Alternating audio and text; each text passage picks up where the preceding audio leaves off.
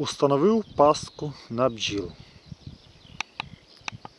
Минулого року піймав тут на цьому місці невеличкого поройка.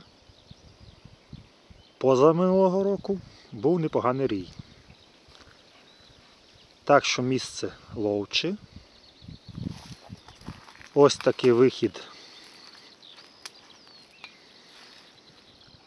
Прильот для бджіл.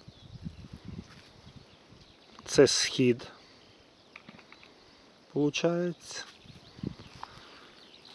Така лісополоса, сосенки невеличкі.